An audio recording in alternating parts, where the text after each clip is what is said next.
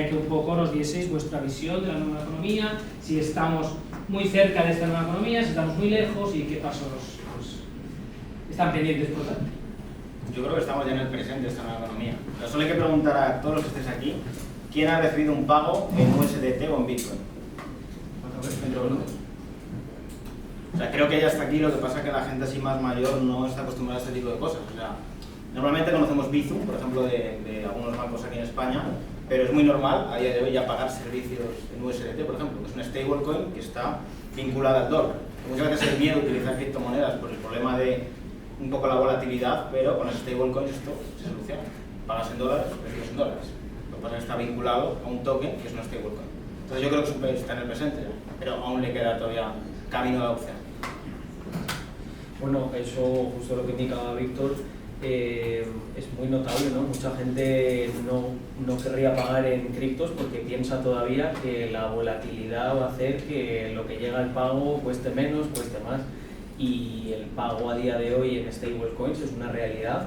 Puedes conectarte con una cartera y hacerlo en 5 minutos, o sea, no es algo complejo. O sea, sí que es verdad que yo creo que en blockchain todo tiende a tener una usabilidad, vamos a decir, un poco espartana, pero yo en defensa de los que trabajamos en ese entorno diré que todo es espartano porque todo avanza muy rápido.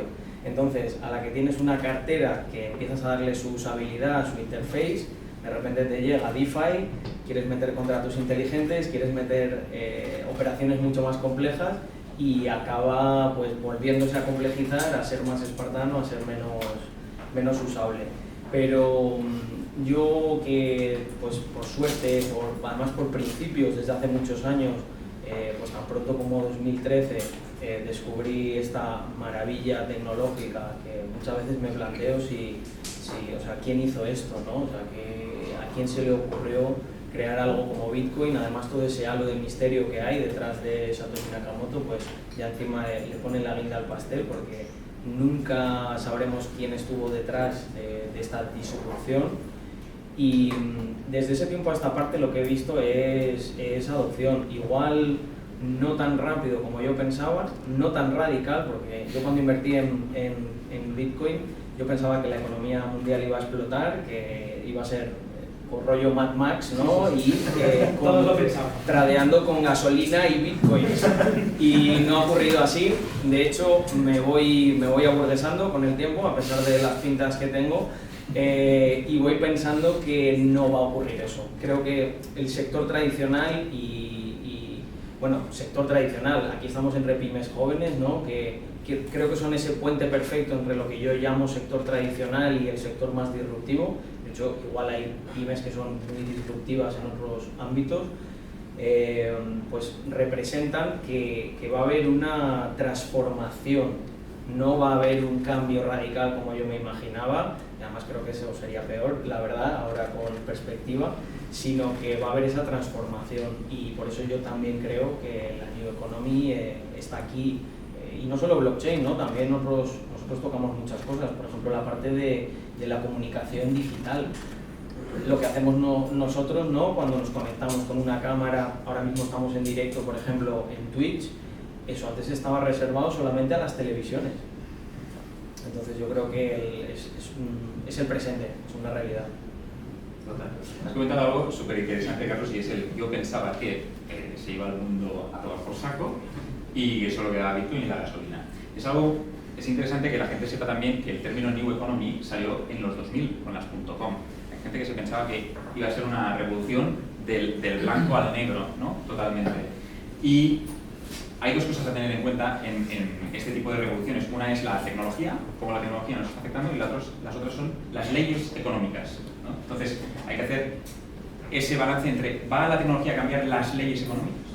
¿O va a ser, como ocurrió en los 2000, un intento de cambiar las leyes económicas, pero se quedó en una mejora de la eficiencia de muchos procesos y negocios que ayudó a hacer muchísimo más dinero a muchísimas empresas, pero se quedaron con el mismo modelo o las mismas leyes económicas? Entonces, es esa disparidad, pero ahora tenemos algo adicional a las .com y es, pues, lógicamente, la creación de una nueva forma de dinero que es Bitcoin y todo lo que le rodea, ¿no? Esta descentralización que puede que sea algo diferente a lo que vimos en los 2000. Yo también secundo lo de que parecía que el mundo iba a cambiar totalmente. En el mundo del derecho, yo soy abogado especialista en nuevas tecnologías y decían, los notarios van a desaparecer. Y eso sí que es un cambio radical para nosotros, brutal. Eso sí que se acaba el mundo. Explicándonos un poco el hecho de vuestra filosofía de vida, el blockchain, un poco todo junto, ¿no? Es decir, ¿qué viene antes, el huevo o la gallina? O sea, la pregunta es de cara a, vale, ¿qué viene antes? ¿Si la filosofía, no, o la parte de negocio? Oye, es una pregunta muy buena porque yo te voy a contar mi caso personal. A mí se me juntó toda la vez. Yo soy de un pensamiento, igual soy un poco radical, ¿vale? Pero lo voy a decir honestamente. Yo soy de un pensamiento muy liberal, o sea, creo mucho en la acción humana. Creo mucho en los contratos, ¿no? Me parece una parte del derecho maravillosa, ¿no? Creo que es la manera en la que los seres humanos nos podemos entender y regular a un nivel superior, ¿no? En vez de pues, con las espadas, que era lo que había antes de los contratos. Y en mi caso personal, lo que ocurrió es que en la crisis de 2008 mi familia lo pasó muy mal. Estuvo a punto de perder la casa y entonces yo me empecé a hacer preguntas de ¿por qué ocurre esto? Joder, mi padre es un tío trabajador toda la vida, mi madre por temas personales no pudo trabajar y entonces justo se me juntó que descubrí el pensamiento filosófico más ligado al liberalismo, pues eso, la libertad del ser humano para hacer cosas. Y justo como un añito después de descubrir eso, un par de añitos, ¿no? Todo muy junto, ¡pum! Bitcoin. Y era como, ostras, es que esto es realmente con lo que me siento identificado. O sea, yo quiero ser una especie de anarquista de libre mercado que hace sus cosas, que coopera con otras personas, pero, por ejemplo, Uri antes hablaba del ciclo que se pasaba en los bancos, ¿no? Todos esos intermediarios. Yo tengo también una parte muy optimizadora, entonces siempre me preguntaría, pero ¿y qué aportan? O sea, ¿por qué tiene que haber tanta gente? ¿O por qué tiene que pasar por aquí, por allá? Y claro, cuando entiendes Bitcoin, porque en mi caso además a nivel técnico pues he estado muy involucrado, no es que sea un desarrollador, un programador, pero sí que tengo una formación que viene de la ingeniería y me gusta mucho ese ámbito y claro, cuando entiendes cómo a través de la descentralización optimizas totalmente pues algo tan antiguo como es el trust, la confianza. Un banco en que se basa en yo soy una institución, tú te vas a fiar de mí y yo, Marc, a lo mejor no me fío de ti porque te conozco desde hace poco tiempo y entonces prefiero utilizar el banco para establecer una relación comercial contigo. Claro, cuando descubres que en vez de utilizar el banco puedes utilizar una red descentralizada que se valida por parte de cualquier persona que se quiera incluir en ese protocolo y que se adscriba a unas normas, es como, wow.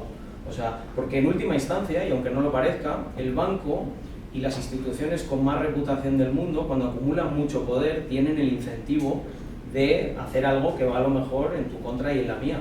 Y la viva representación de eso es estas comisiones que no agregan valor y lo restan de a lo mejor la transacción que estamos haciendo, que es lo que lo aporta. En mi caso, por ejemplo, yo estudié en la Complutense y como que la economía que yo estudié era muy intervencionista. Por eso siempre que me hablan de Bitcoin, los profesores me hablan muy mal de Bitcoin, fatal, o sea, clases y clases hablando mal de Bitcoin. Entonces, para mí era complicado. Digo, joder, pues, si me está diciendo el profesor que es más listo que yo, que es malo, ¿cómo voy a saber yo que es bueno? Y lo supe cuando me hice autónomo, porque ahí dejé de creer en la socialdemocracia. Por eso me creía, me hice autónomo y empecé a ser liberal. Luego conocí a Carlos, malo de Bitcoin, pero me costó como un tiempo entenderlo. Pero creo que va mucho en la parte de filosofía. Si tú no crees en la libertad y te gusta el intervencionismo del Estado, es difícil que quieras abrazar la descentralización y quieras abrazar la libertad que te da Bitcoin. Porque al final, si lo que quieres es intervención estatal, Bitcoin no es para ti. Entonces creo que hay una parte de filosofía muy grande en todo esto. Sin duda. No quiero alargarme. Yo creo que estoy totalmente de acuerdo en cuanto a la libertad del individuo y creo que la tecnología que permite una descentralización, es decir, que nos quita la centralización de, en este caso, un Estado o quien sea, pues nos ayuda a, digamos, fomentar, a poder obtener esa libertad que buscamos muchas veces. Muy bien. Hablemos un poco de blockchain y pymes, ¿no? Porque al final es lo que nos interesa. ¿Cuándo llegará a la pyme? Es decir, ¿cuándo llegará la pyme o ha llegado ya y a lo mejor no lo sabemos? y lo que ha comentado Uri del blockchain as a service. Hablemos un poco de todo esto, es decir, ¿cuándo seremos capaces de decir, oye, tengo un blockchain as a service y puedo hacer cositas para mi empresa? Yo creo que esta es la gran pregunta, ¿no? O sea, muchas personas dicen, vale, ok, te compro lo que es blockchain, te compro lo que es Bitcoin, pero ¿cómo me ayuda a mí en mi día a día? Porque yo, pues no lo sé, tengo una floristería. Bueno, esto es una pregunta que difícilmente, por ejemplo, yo podría responder, porque es una pregunta conjunta, ¿no? O sea, creo que estamos en el inicio de un proceso de transformación que se va a dar dentro de esas empresas y de una manera más interna de lo que nos imaginamos. Creo que nosotros podríamos funcionar como agentes de ese cambio, pero al final no nos vamos a librar de... yo no puedo entender las necesidades que tiene una floristería, porque no he tenido ninguna. A lo mejor otro tipo de negocios sí, porque los he tocado o invertido en ellos o lo que sea, pero ese en concreto no. Sin embargo, el dueño de la floristería sí va a saber muy bien cuáles son los puntos de dolor de esto, los proveedores me llegan siempre tarde, esto, el tema de la financiación no me gusta cómo lo tengo estructurado, bla, bla, bla. Entonces, lo que creo es que va a haber una ola. Antes Uri, o sea, la presentación que ha hecho Uri es fantástica, os lo digo, o sea, desde mi punto de vista, porque ha tocado absolutamente todo. Explicaba el cómo un negocio tiene que, claro, cómo genera valor un negocio, da un servicio. Entonces, si solo esa la persona que da ese servicio puede saber cómo optimizarlo. Y muchas veces blockchain se interpreta como algo de, bueno, le pongo el apellido NFT, le pongo el apellido blockchain y esto me va a generar valor. Y ha habido mucha especulación con todo eso y eso yo pienso que es una cosa muy negativa para el sector. Porque claro, la gente decía, oye, si simplemente le pongo el apellido a mi negocio y facturo más, o no sé, hago ICOs de cosas estúpidas que se han hecho, hay muchos... Y esto es por culpa de la especulación. Pero sin embargo, si nos vamos a la utilidad, que lo ponía ahí en grande, si nos vamos a la utilidad, hay una generación de valor real. Entonces, si tú tienes un negocio en el que tienes un problema, por ejemplo, de falsificaciones y puedes conectarte a una blockchain que te valida y que nadie, absolutamente nadie en este mundo puede hackear porque es el sistema más seguro que existe, y encima te digo que no te van a cobrar prácticamente nada porque la petición del servicio a la blockchain virtualmente no cuesta nada. Y aquí voy a ser sincero, hay una cosa que sí que tiene mucho coste, es el coste de desarrollarte la aplicación que hace eso. Pero volvemos al punto de blockchain as a service, que es algo que todavía es muy nuevo, pero que se va a empezar a dar, que es una startup identifica esos problemas que son comunes para algunos negocios y te dicen, oye, yo te ofrezco que hagas esas peticiones a mi servidor, que te lo codifica, te lo hace todo para que vaya a la blockchain, pero te estoy dando un nivel de seguridad que no tienen ni los servidores de Intel. Y soy un negocio que nació de Mutter, una startup pequeña, pero gracias a la blockchain podemos acceder a ese tipo de cosas. Entonces, desde mi punto de vista, lo que tiene que ocurrir, o sea, creo que eventos como este están muy bien, porque no se va a hablar de especulación, o sea, nosotros, luego ahora, además esto siempre pasa, ¿no? Es más a título personal, pero cuando el mercado está alto, somos semidioses, hostia, Carlos, qué bien, qué visionario, tal, cuando está abajo, tú eres un hijo de puta, tal, y es como, yo creo que por suerte nosotros somos buenos representantes de, mira, ahora el mercado está abajo, vamos a seguir construyendo servicios y utilidades. Y luego lo que ocurrirá es que cuando empiece a volver a subir dirán, no, estos son los mejores, que mira todo lo que han hecho. Pero a mí me gustaría que ya no fuera tan radical, que fuera más estable, pero bueno, creo que es el proceso que sufre cualquier disrupción. Podemos hablar de lo que ocurrió con las .com en su día y ahora tenemos Amazon, eBay, Google. Yo, por ejemplo, veo un ejemplo muy claro de uso en pymes, es el caso de El Salvador. El Salvador no tiene muchas grandes empresas, pero todo el mundo puede pagar con Bitcoin. Si tú realmente das herramientas para hacer pago con Bitcoin o con stablecoins dentro del país, hay un montón de pymes que se pueden beneficiar de ese servicio. Pero claro, tienes que tener un Estado que tenga esa predisposición a prestar esos servicios o estar abierto a generalizarlo. Yo siempre digo que Bitcoin y todo lo que son las criptomonedas es el nuevo efectivo. El efectivo actualmente está muy capado y le quita libertad al individuo. Con las criptomonedas se lo recupera y se lo vuelve a dar. Hay una cosa que me ha gustado mucho de Carlos, que ha hablado de los agentes de cambio y de lo que hay que hacer realmente para que eso llegue. Yo trabajaba hace 8 años, entré en una empresa que vende software y muchas otras cosas, pero también vendemos software. Y en ese momento se empezaba a vender el software as a service, ¿no? Ahora se hace de todo as a service, ¿de acuerdo? Pero los clientes nos decían que estábamos completamente borrachos. Cuando íbamos ahí y dices, no, el software lo voy a tener yo y yo te voy a dar acceso mientras me pagues a eso que necesitas. Me decían, no, el software me lo quiero quedar yo. Pero sí, quedas tú pagas las actualizaciones, tú pagas absolutamente todo. Lógicamente no tenían razón, hemos evolucionado y la gran mayoría de nuestros clientes utilizaban, pues ahora, desde el día de hoy, utilizan nuestro software. Pues ya no tienen. Entonces, este modelo de cambiar lo que decía yo antes en la presentación del CAPEX al OPEX es el, digamos, yo creo que el catalizador, lo que va a hacer posible, al menos que probemos si las pymes pueden entrar en ese mundo. Todavía es pronto para decir si blockchain pues sirve para las pymes o si realmente el blockchain as a service es algo que tiene sentido para las pymes, porque no hay suficiente muestra.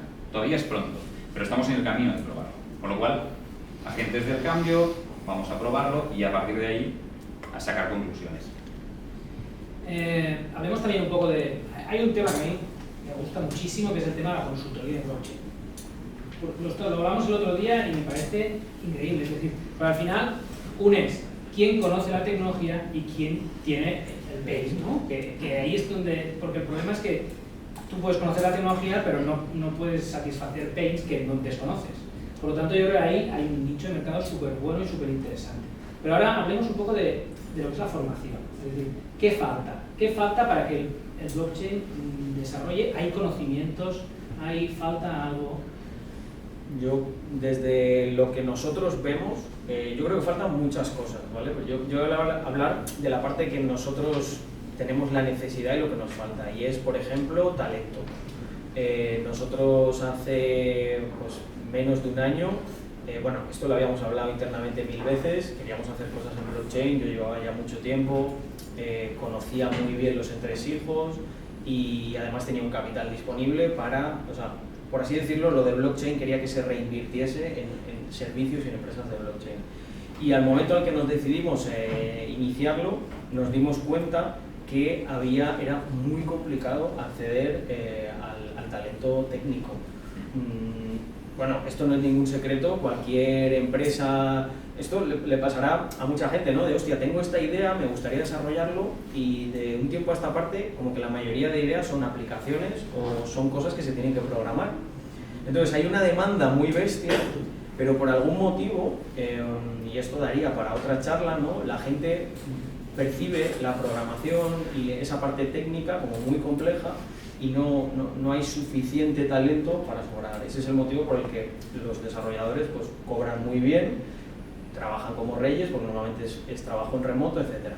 Y ahí nosotros pues tuvimos esa visión y yo le decía a Víctor, mira, si esto nos sale medio bien, va a haber mucha gente que quiera hacer lo que nosotros hemos hecho. ¿Cuál es el activo número 1 que vamos a necesitar? Pues gente que sea capaz de ejecutar esas ideas, tanto a nivel desarrolladores normales como desarrolladores de negocio, ¿vale? Pero bueno, quizá el business developer es alguien que a lo mejor si está en finanzas, ha estudiado ADE, tal, bueno, se le puede pescar por ahí, pero el talento técnico muy complicado. Y entonces nosotros lo que decidimos era documentar, porque encima cuando haces desarrollo en algo que no está, que es lo último de lo último, tú eres como ese rompehielos que va abriendo el camino. Y lo que decidimos fue documentar absolutamente todo lo que habíamos hecho. Los que en su día trabajaban para nosotros, pues decidimos convertirlos en socios para pues, el proyecto que estamos preparando ahora en conjunto con Mutter, que es formación técnica para gente que ya tiene un background de programación y quiere transformarse a programación de Web3. También ampliaremos a lo mejor a gente que directamente dice, oye, a mí me gustaría ser programador en Web3, pero quiero ahorrarme todo lo que sería el proceso de aprender de manera genérica programación y ir directamente a ese itinerario. Y esto, pues ya te digo, nosotros ahí es donde vimos el problema y ahí es donde estamos tratando de aportar la solución, que es pues que hay que meter todo el talento técnico posible, porque es que vemos que en el momento en el que explote esto entre las pymes y entre los negocios tradicionales, la demanda de talento va a ser mucho mayor y o bien hacemos multimillonarios a los 4 developers que hay y gobiernan el mundo y tal, o formamos a más gente. Además es un crimen, ¿no? Viendo las tasas de paro que hay y bueno, esto no os voy a aburrir con eso, ¿no? Y cuando hay sectores en los que hay una demanda brutal, que incluso aunque ahora el mercado esté bajo, sigue pudiendo ganar mucho dinero en desarrollo. ¿Creéis que el mercado bajista es bueno para iniciar proyectos disruptivos? Es el mejor momento. Sí. Ahora mismo yo creo que no hay mejor momento para ponerse a construir, porque no hay ruido, no hay especulación, no tienes a la prensa tampoco estar ahí constantemente metiendo mierda, y en este momento al final están construyendo los próximos proyectos millonarios. Solo hay que ver cómo ha cambiado el top 10 de las criptomonedas. O sea, va cambiando prácticamente con cada halving y todo se ha ido construyendo en mercados bajistas. El problema es que, claro, todo el mundo quiere construir cuando todo va por arriba, pero cuando está abajo, ahí es donde realmente hay que construir. Lo importante es que si estás construyendo abajo y empieza a recuperarse el mercado, tienes viento de popa para que el negocio... Y sobre todo si demuestras en mercado bajista que tu modelo es sostenible, el mercado bajista... Mira, yo aquí no me puedo ir sin contar una anécdota brutal. Nosotros, en una de las patas que tocamos, que es DeFi, finanzas descentralizadas, pues tuvimos el placer, mi equipo, de charlar directamente con desarrolladores de Uniswap, que es el exchange descentralizado más grande que existe por volumen. Y ellos nos dijeron, la charla fue corta, pero fue muy interesante, ¿no? Por algunos puntos, como este que os voy a contar, nos dijeron, claro, tú siempre a esta gente, esta gente es tiene una capitalización de billion, y tú siempre a esta gente pues te gusta preguntar de, oye, pero chico, ¿cómo lo hicisteis? ¿Cuál es ese secreto? Que los que estamos en el mundo de los negocios sabemos que no hay secretos, pero siempre te gusta hacer esa pregunta. Y nos dijeron, pues mira, el secreto que nosotros tenemos es que nosotros empezamos a desarrollar esto en el picazo que hubo en 2018. Bueno, pues había también un montón de gente desarrollando, haciendo cosas, el dinero fluía. Vale, pues cuando bajó, todos esos que estaban se fueron y solo nos quedamos nosotros. Seguimos desarrollando y simplemente en el momento en el que volvió el bull market, el producto estaba hecho, estaba testado, el equipo estaba muy consolidado porque habían trabajado en un entorno en el que no entraba mucho dinero, en el que les llamaban locos, en el que les decían, ¿por qué estás programando en blockchain cuando puedes programar para cualquier startup con una ronda en Estados Unidos y estarías ganando 150K? Y fue eso. Entonces a nosotros nos motiva mucho. Yo además con Víctor esto se lo decía, digo, es muy bonito cuando está todo arriba, pero va a llegar eventualmente una corrección. Y además se ve cómo cambia la percepción de todo el mundo y ese es el momento perfecto para construir y tal. Digo también una cosa, es muy fácil decirlo a lo mejor desde nuestra perspectiva, porque obviamente para estar bien en un entorno de mercado bajista te tienes que preparar, que es pues una cosa que nosotros siempre abogamos por ella, el de ten liquidez. Eso es algo que mucha gente que dirá, joder, es que yo me metí en cripto y perdí y tal, y ahora estoy... Claro, porque la gente tiende a sobrevalorar esa oportunidad y a infravalorar los riesgos. Entonces es muy común que dice, mira, pues ya que quiero invertir, invierto con todo. Y eso es típico error así de novato, ¿no? Nosotros siempre mantenemos como unos coeficientes de liquidez importantes, porque al final, si baja, necesitas tener un poquito de fondo de caja para resistir. A lo mejor son 1 año, 2 o 4 si hay una guerra o una historia de esta. Entonces tienes que estar preparado para eso. Pero si cumples un poquito con ese checklist, es la mejor oportunidad, la mejor época sin duda. En cuanto a ahora que estamos en el mercado bajista, ¿cuándo volverá? ¿Creéis que...? Más que nada, yo lo digo. 3, 4 años. Bueno, nosotros al final lo que hacemos es como, os voy a contar un truco. Te tienes que preparar para varios escenarios, ¿vale? A mí, por ejemplo, muchas veces me dice la gente, pero ¿y cuándo compro Bitcoin? Y entonces yo le digo, mira, yo puedo comprar en 20.000, puedo comprar en 15.000, puedo comprar en 10.000, en 5.000. Ya en este punto la gente empieza como a mirarte un poco raro, 5.000, ¿tú crees que llegará a 5.000? puedo comprar en 0 y puedo comprar en -3, que esto siempre lo explico, lo de -3 es que invierto en otra cosa, ¿vale? Porque ya se ha ido a la mierda, si se ha ido a 0. Y lo que quiero decir con esto es que tienes que estar preparado para todos los escenarios. Te tiene que sobrar dinero como para que si mañana esto se va a la mierda o tu negocio se va a la mierda, puedas tener un salvavidas y hacer otra cosa. Yo soy muy obseso con eso, con el tema del riesgo, el ahorro. Soy un poquito, peco a veces un poquito de conservador, me dicen eso, que joder, tú te podías haber mega forrado. Yo también creo que pecas de conservador cuando tienes más que perder. Yo creo que la gente lo que le ocurre es como tiene poco que perder, en plan, puedo invertir poco, pero si invierto puedo ganar un montón, pues, estar dispuesto a perderlo todo. Evidentemente esa no es la filosofía. Y ahí hace falta educación financiera, evidentemente. El problema es que muchas veces se ve más como gambling, de voy a tirar aquí a ver si subo. Es el problema. O sea, educación financiera para mí es esto, porque muchas veces la gente dice educación financiera es vale, me vas a enseñar a ser rico. No, normalmente la buena educación financiera es algo que seguro que más de uno no le está gustando escuchar y dice, no, pero tío, yo tengo muy poco, yo quiero multiplicar. Pues el truco, por así decirlo, para multiplicar es ser muy conservador cuando los demás no lo son y arriesgarte mucho cuando los demás no lo hacen. Esto más no es una frase mía, es de Warren Buffett. Y si os dais cuenta, casa muy bien con lo que estábamos diciendo anteriormente. Ahora todo el mundo está cagado, no quiere hacer nada, mercado bajista, ahí es cuando tú tienes que tomar riesgos, cuando tienes que trabajar a tope y cuando les veas que están descorchando champán y tal, decir, igual la fiesta se va a acabar, vamos yendo para casa. Y te dirán, no, quédate un poquito más, si no pasa nada, y nos vamos a 100.000. Pues luego... Es importante lo que ha dicho Víctor, ¿no? Que ha hecho una previsión como de 3-4 años.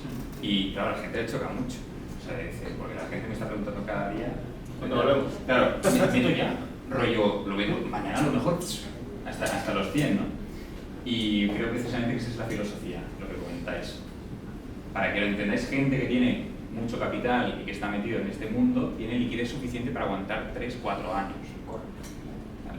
Eso es lo que la gran mayoría de inversores no hacen y emprendedores que están metidos en este mundo. Por eso, en el 2018, cuando hubo el puff, la gran mayoría de esos techs que estaban en fase de pruebas, palmaron todos, porque no tenían la liquidez suficiente para aguantar todos.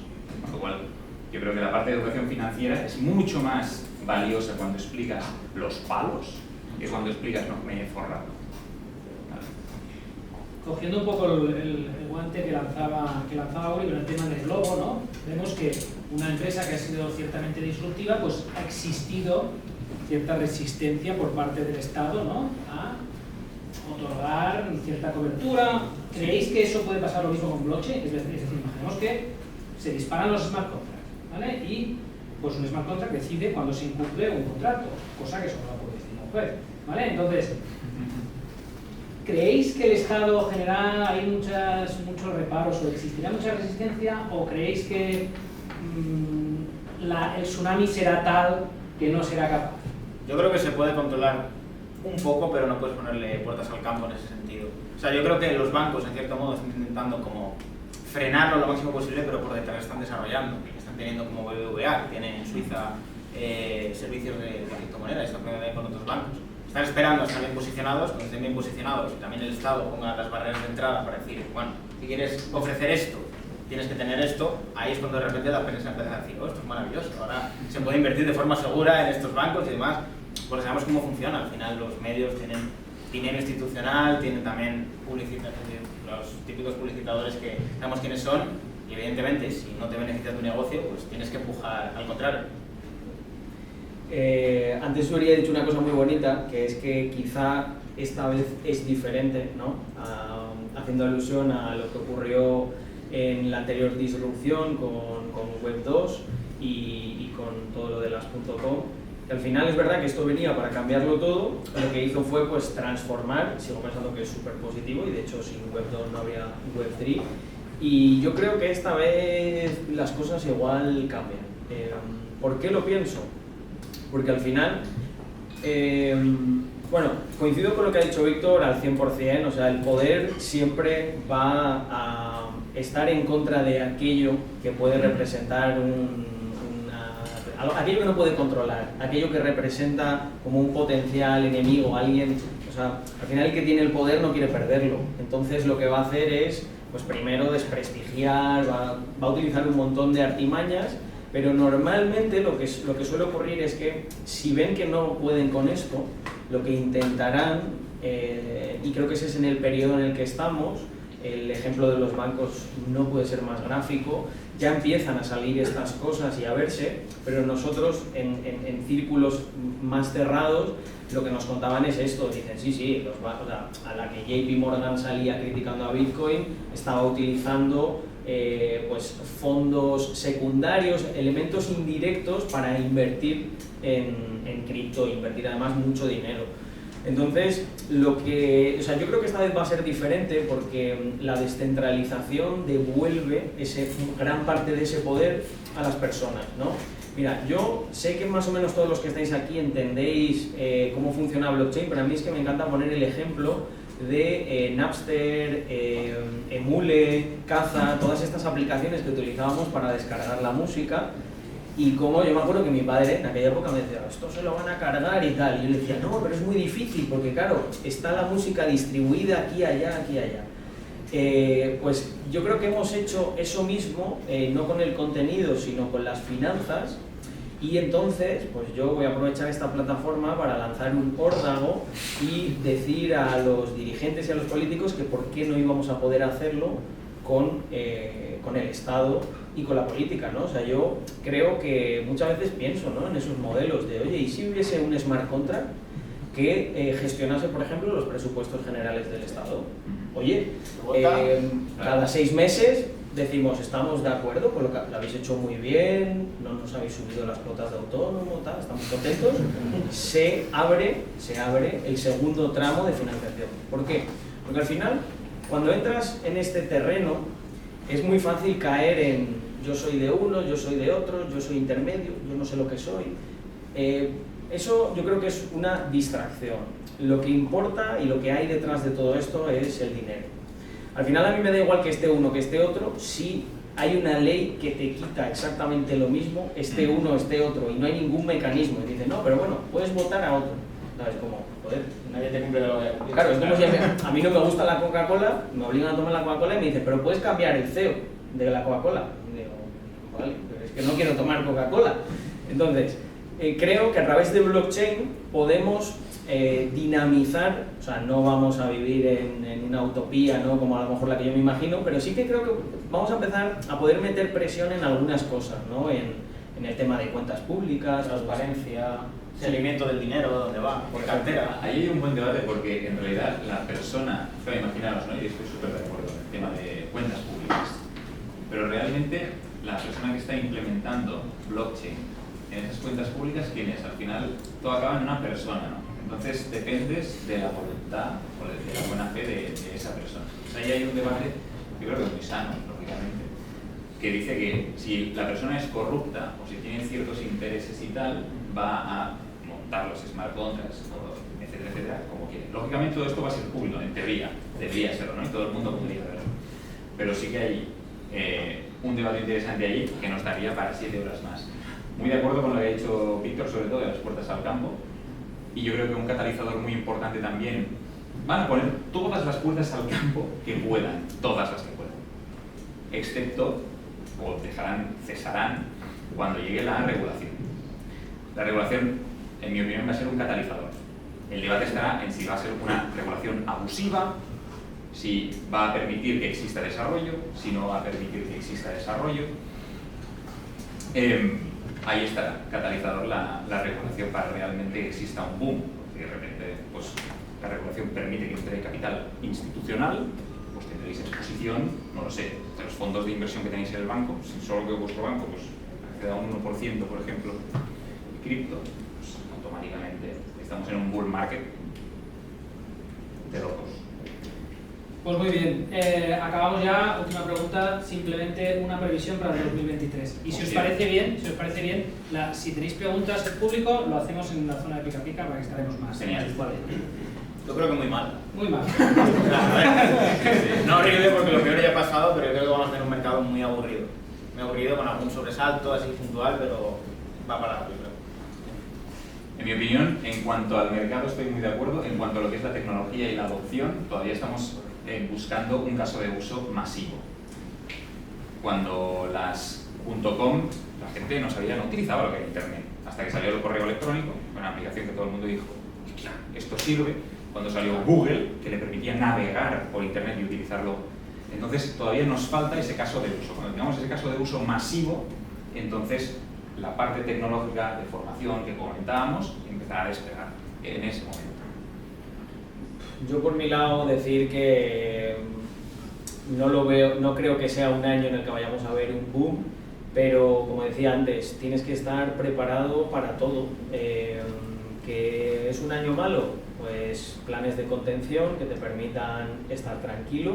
Sobre todo eso, estar preparado, porque cuando no estás preparado es cuando cometes los errores. Y también estar preparado por si, oye, de repente, no sé, se firma la paz entre Rusia y Ucrania, el que lleva el Banco Central Europeo se cae de la cama y dice que va a bajar el ritmo al que están imprimiendo dinero y en realidad todo es muy bueno para la economía y vivimos una recuperación, pues que estés preparado para eso, aunque muy probablemente no tiene pinta que vaya a ocurrir nada de esas cosas, entonces creo que será un año de contención. Pues muy bien, muchas gracias a los invitados.